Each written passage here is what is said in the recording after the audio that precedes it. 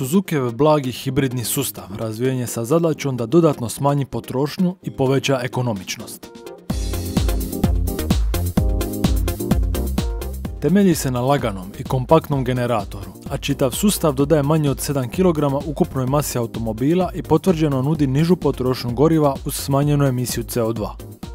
Na našem tržištu dostupan je s Ignisom, kao i dva modela iz Swiftova raspona.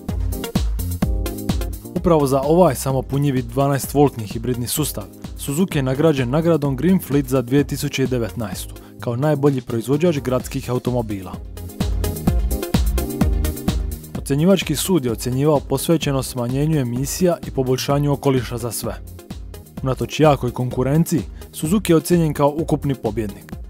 Njegov hibridni sustav sastoji se od integriranog generatora i litij-ionske baterije, koji svojom snagom dodatno pomažu benzinskom motoru pri ubrzanjima, konstantno smanjujući potrošnju goriva. Visoko učinkovite litij-ionske baterije odlikuju izvanredne performanse punjenja i isporuke energije. Lagane su i pune se tijekom same vožnje, tako da ničim ne umanjuju njezinu dinamiku.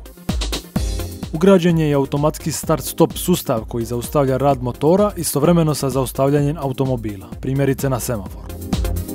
Osim što smanjuje potrošnju goriva, pomaže smanjiti emisiju ispušnih plinova kao i buku.